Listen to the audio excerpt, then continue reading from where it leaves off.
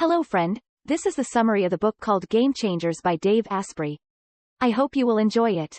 There's a reason self-improvement books often take their cues from science. If you want to improve yourself, you first have to understand what makes your body and mind tick, your physical and mental operating system, so to speak. With that understanding in place, you can then take control of that system and make it work the way you want it to. The key term here is system. That's singular, rather than the plural, systems. Your body and mind are interrelated aspects of a single, overall whole, which is ultimately rooted in your biology. By intentionally manipulating that biology, you can bring your body and mind into better harmony with each other and your goals.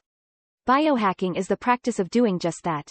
In these chapters, you'll learn some of the main principles of biohacking, along with some of their most helpful applications. These aren't pulled out of thin air. The principles are built on an understanding of human biology and psychology, while the applications are derived from interviews the author, Dave Asprey, conducted with 450 highly successful individuals. These individuals come from a wide range of fields, including business, sports, science and the arts. While benefiting from their collective wisdom, you'll also learn some simple but powerful tricks that can help you overcome your fear, the real, hidden causes of your hunger, and the benefits of eating like your grandma.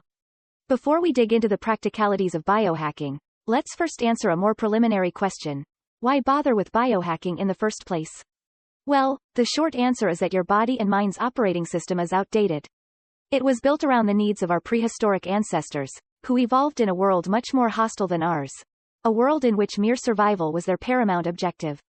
To bring your operating system up to date with the modern world and make it more in sync with your less survival-oriented, more higher-order goals, you need to upgrade it. To do that, you first need to know what you're updating. In a nutshell, your brain has certain default settings, and your instinct is to follow them. These settings take control of your nervous system to keep you focused on the three fundamental factors of a species' survival. We can call them the three F's: fear, food and, for the sake of politeness, let's call it, fornication. The three F's constitute the most crucial aspects of biological survival. Want to avoid starving to death? Eat. Want to avoid going extinct? Reproduce. Want to avoid being killed by threats in your environment? Fight or flight, the two basic behavioral responses to fear. It might not seem obvious, but many of our everyday behaviors and desires revolve around the three F's. We spend much of our time chasing after power, money and physical attractiveness. Why? Largely because they help us secure safety, food and sexual partners. Of course, there's nothing wrong with any of these things in and of themselves. The problems come when these things control us, rather than the other way around.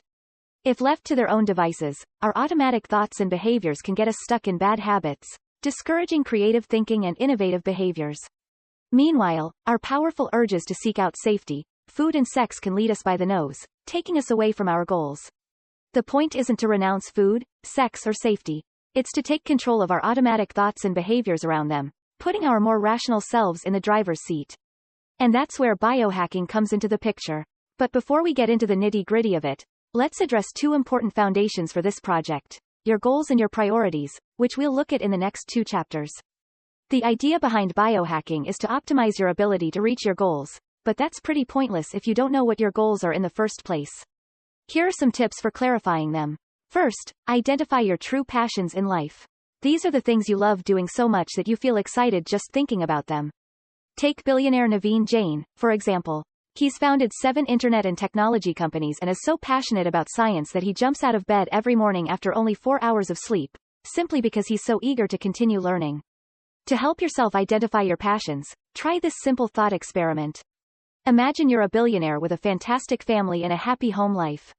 All of your basic needs and desires are taken care of. What do you do now? Whatever your answers are, those are your true passions, because you want to do them for their own sake, not as a means of making money or achieving some other goal. This brings us to the next tactic, which begins with distinguishing between your means goals and your end goals. Your means goals are the things you want to achieve in order to achieve something else. For example, someone might want to get married so he can feel intimately connected to another human being. Your end goals, in contrast, are things that you want to achieve for their own sake. These are the reasons you want to accomplish means goals in the first place. For example, the feeling of connection itself that motivates someone to get married. These end goals come in 3 basic flavors. The first is to have experiences, like waking up next to a loved one in bed every morning. The second is to achieve growth, for example by developing leadership skills. The third is to contribute to the world, such as building a unique company that has a positive impact on others. When you're planning your day, it's crucial to remember your end goals. That's because we have an unfortunate tendency to become overly fixated on means goals, like making money.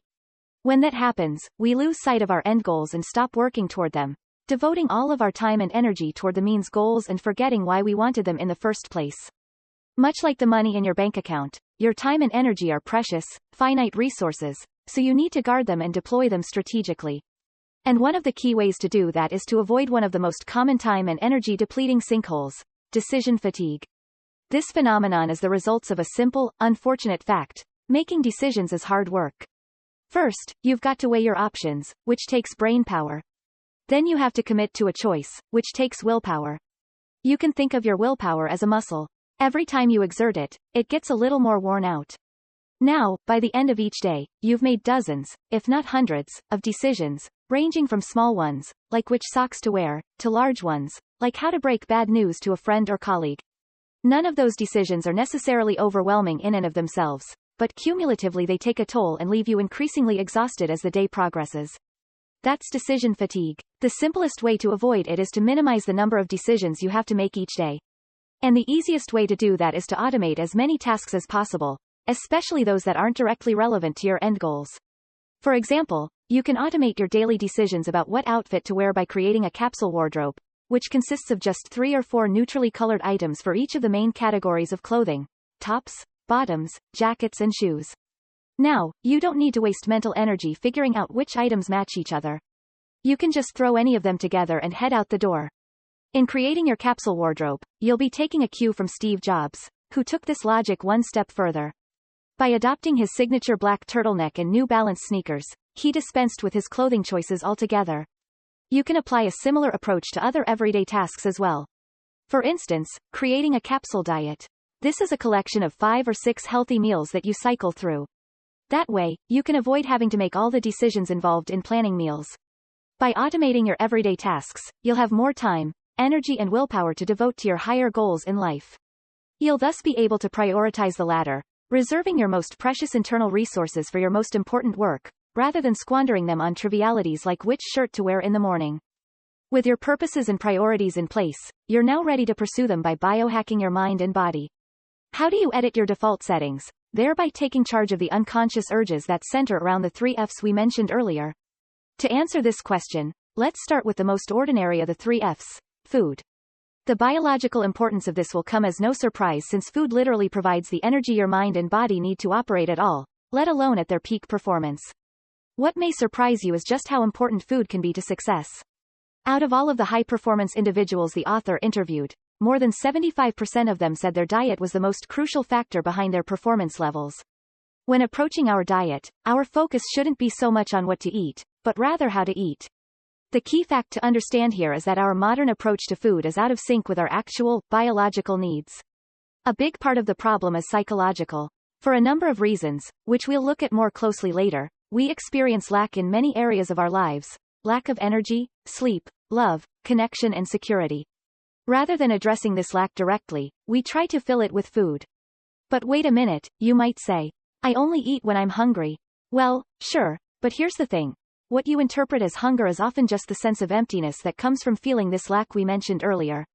So yes, you're hungry, but often in a deeper, more psychological sense.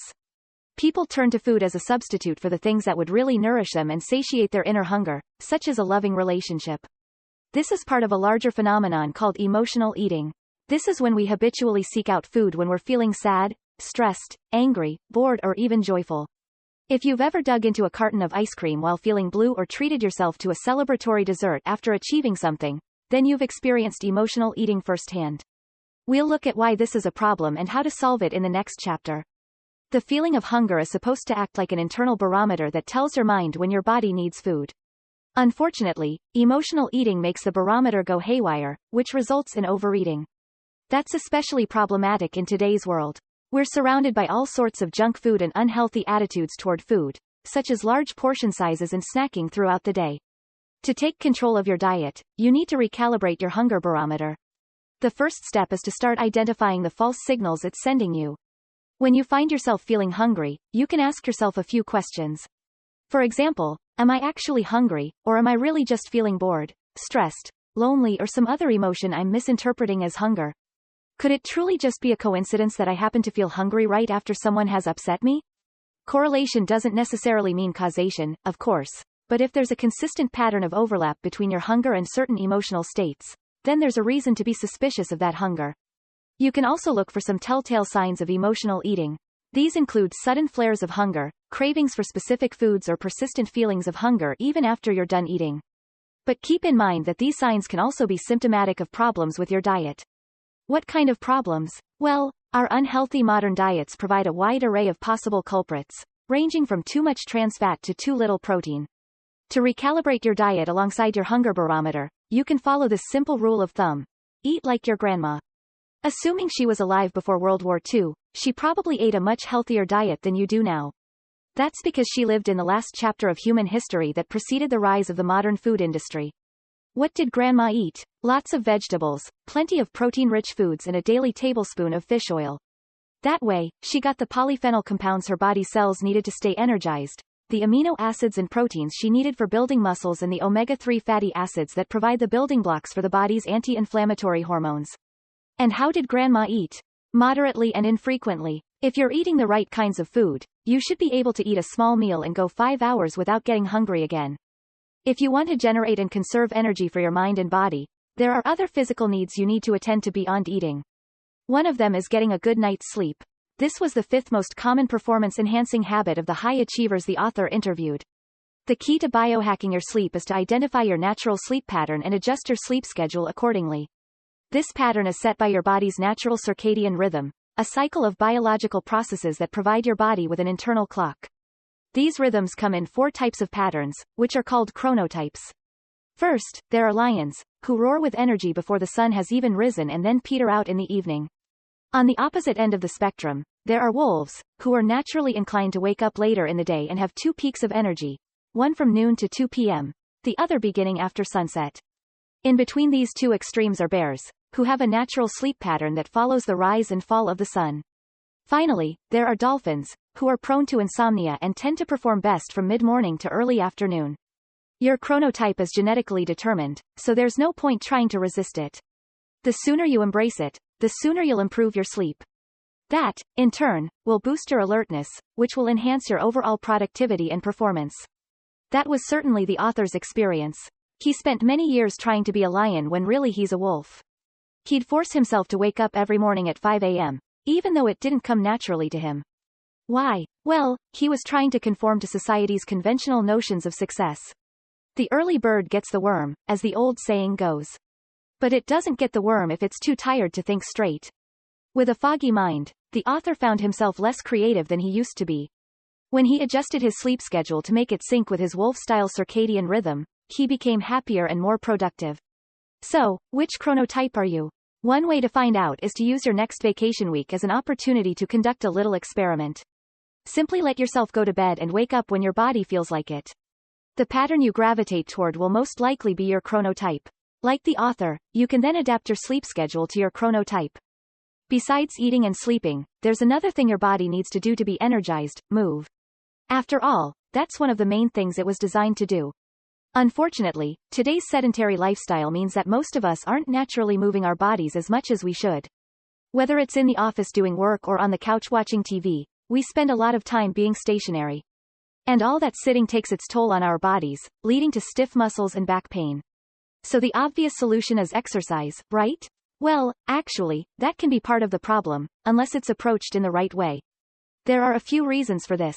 First, if you think that all you need to do is exercise a little each day, without making other lifestyle adjustments, you could end up being a mostly sedentary person who happens to do intense movements from time to time. In fact, a 6-hour bout of sitting can negate the benefits of a 1-hour workout. Second, high-risk sports can put our bodies at risk of injury, which defeats the whole purpose of exercise. Now, maybe you don't play American football, so this doesn't sound relevant to you, but one of the most popular forms of exercise is actually a high-risk sport: running. The problem isn't running per se. Rather, it's running the wrong way. Because of our sedentary lifestyles, most of us don't have the motor control and range of movement that we need to have mastered to be able to run safely. Without such mastery, we push our bodies past their limits and move them in unnatural ways, which puts too much stress on them. That adds danger to any form of exercise, including yoga, Pilates and CrossFit. Third, aerobic exercise leads our bodies to produce the stress hormone cortisol. This, in turn, triggers the creation of oxidative substances that make us age faster and cause inflammation. Fortunately, there are some simple things you can do to mitigate these problems. For example, to avoid sitting too much, invest in a standing desk. To learn how to move your body properly, consider working with a functional movement coach. And, finally, to counteract the negative effects of aerobic exercise, add strength training to your workout routine. This will cause your body to produce anabolic hormones, which will combat oxidation. To further counteract the aging effects of oxidation, you can also supplement your aerobic exercise with antioxidants and probiotics. If you increase your energy through better sleep, diet and exercise, the last thing you'll want to do is waste it. Unfortunately, there are many ways your energy can be hijacked. Chief among them is an activity that is practically an obsession for many people, sex. When we're not doing it, we're often thinking about it. And even when we don't think we're thinking about it, we're frequently still thinking about it. For example, when we spend time trying to improve our physical appearance, it's sexual attractiveness that's often our underlying, albeit unconscious, motivation. From an evolutionary standpoint, it makes sense that we would put so much energy into sex. After all, without sex, the human species would have been nipped in the bud. From an individual standpoint, though, there are two problems with expending so much energy on sex. The first one follows from the simple fact that your energy is a finite resource. The more of it you allocate to sex, the less of it you'll have to allocate to other aspects of your life. Conversely, if you can sublimate, that is, rechannel, your sex-bound energy into higher pursuits, like creative projects, you'll have more energy to devote to them. That's why boxers and even whole World Cup teams abstain from sex prior to competitions. Muhammad Ali is even said to have avoided having sex for 6 weeks prior to a boxing match. The second problem is specific to men and comes down to the biochemical effect sex has on the male body. After men ejaculate, their bodies produce the hormone prolactin, which makes them sleepy. It also counteracts another hormone, dopamine, which makes them feel good. That's why they often feel tired and even depressed after sex. Women produce prolactin after having orgasms as well, but to a much lesser degree. For them, orgasms produce a number of positive biochemical effects instead. First, the body's production of the stress and inflammation causing hormone cortisol is lowered. Second, orgasms increase the body's production of the mood-boosting neurotransmitter serotonin, the emotion-mellowing hormone oxytocin and the oxytocin-enhancing hormone estrogen. To minimize the effects of orgasms on men and maximize their effects on women, the author recommends that men limit themselves to 1 orgasm per week and that women seek out more frequent orgasms, at least 2 per week. Some of the male listeners of the author's podcast, Bulletproof Radio, followed this advice. They reported great success. One listener found the energy to launch a company he'd been dreaming of for years, and another listener, who was in his late 20s, landed a $60,000 raise 60 days after he started following the advice. Finally, we come to the third F, fear. Unfortunately, we need to start with some bad news. Thanks to evolution, your subconscious doesn't want you to feel safe, generally speaking. That's because when you feel safe, you let down your guard, and if you do that, you might get eaten by a saber-toothed tiger. Of course, that's not going to happen.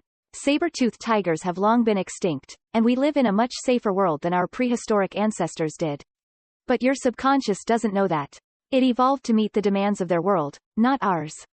Unlucky for us, that means we feel a lot more fear than is warranted by our present conditions. Fear is a useful emotion to feel when our lives are actually in danger, but there aren't many situations in which that's actually the case in modern times. Outside of those situations, fear is not only useless, but extremely detrimental to our success and happiness. Why? Well, first of all, fear triggers stress, which in turn drains our energy and eventually leads us to feel burned out. Second, fear takes us out of the present moment. That's because fear is usually about something negative that might happen in the future, such as an upcoming presentation that you fear will go poorly. By focusing on this hypothetical future, you lose sight of what you're doing in the present moment. That's especially problematic when you could be working on preventing what you fear from happening, by, for instance, preparing for that presentation. Third, fear discourages us from taking the risks that lead to success. After all, fear is basically an emotional signal that tells us to be cautious, and taking risks is the opposite of playing it safe. A risk is a gamble, and if it goes the wrong way, you'll experience failure. In prehistoric times, failure could easily mean death. If you failed to find a source of food, you'd starve. If you failed at the social customs of your tribe, you might get banished. As a result, we're hardwired to be strongly ill-disposed toward failure. Of course, you can overcome fear through courage, but being courageous takes a lot of energy, which takes us back to the first problem. Again, you only have so much energy, which means courage can only take you so far before it runs out. If you add up the 3 problems that come with fear, it leaves you with an exhausted, unfocused and risk-averse mind, hardly a recipe for success. We'll look at how to overcome this in the next and final chapter. Imagine you're one of your prehistoric ancestors. You're standing in a clearing surrounded by bushes. There's no saber-toothed tiger in sight. So, you can kick back and relax, right? Well, no, after all, a pack of tigers might be lurking right behind the bushes. In order to let go of fear and feel safe, your subconscious doesn't just want you to find an absence of threats. It wants you to find confirmation of safety. And to that end, it's waiting for you to perceive a safety cue. Something that tells you that the coast is clear and you can let down your guard. Here are 3 cues to try out. The first is to listen to a soothing voice. One that's reminiscent of the gentle tone that parents use when trying to calm their children. Peaceful music can also do the trick. So can talking to yourself in a tender way. Better yet, fight your fear in 2 ways at once by doing a guided meditation. The calm voice of the instructor will send a signal to your subconscious that everything's okay, while the meditation itself will bring your mind back into the present, away from worries of the future, where fears tend to lurk. Another cue to try is to visualize yourself in a happy place. This is a safe, peaceful setting in which you're completely at ease. Imagine this in as much detail as possible, using all of your senses. The more palpable the imagined scene, the more persuasive it will be to your subconscious. Remember, you're basically trying to trick your subconscious into thinking you're actually in your happy place, so pull out all the stops when imagining it. The author reports that his may or may not look like the Bat Cave. Finally, try to feel gratitude for as many things, people and events in your life as possible, even your failures, which you can reinterpret as helpful learning experiences. By feeling gratitude, you're basically telling your subconscious that things are going well. After all, you wouldn't be feeling gratitude if a tiger were about to pounce on you. To cultivate this habit, keep a journal in which you write down 3 things for which you're grateful every morning, every night or both. Doing this, you'll be following the lead of the entrepreneur Ujay Ramdas, who co-created the 5-Minute Journal, a gratitude journal app. He claims that by keeping such a journal, you can improve your quality of sleep, your sense of closeness to friends and family and your desire to do kind deeds for others. Now, that sounds like something to be grateful for. Our bodies and minds are held back by unhelpful patterns of thoughts and behaviors, which revolve around food, fear and sex. By understanding how our bodies and minds work, we can overcome these patterns and enhance our ability to generate, preserve and deploy our time and energy. With a clear conception of our goals and by carefully setting our priorities, we'll be in an optimal position to succeed. What you should do in order to apply the knowledge gained. Stop using the word can't. As you've learned in these chapters, your subconscious isn't that bright, at least not in certain respects. One of those respects is understanding the context and the non-literal meaning of the language you use when speaking to yourself. If you say you can't do something, your subconscious will interpret this quite literally and it will give up, since there's no point trying to do something that you can't do. But you probably don't mean this literally. When you say you can't do something, what you really mean is that you don't have the resources, the skills, the confidence or some other prerequisite for doing it. And that condition can be overcome. For example, if it's a skill or resource you lack, how can you develop or acquire it? In contrast, can't is an impervious, conversation-closing condition. So, give your simple-minded subconscious a break by avoiding the word can't. As you learned in these chapters, a good diet is one of the most crucial ingredients of success. You've received some guidelines on how to improve your diet, but maybe you're still wondering how to implement them. Well, there's good news and even better news. The good news? The author has plenty of answers to this question, and he wrote about them in his book The Bulletproof Diet. The even better news? We have the chapters for that book. So check them out now, and pretty soon, your diet will be bulletproof too. That is all for now, friend. Keep learning.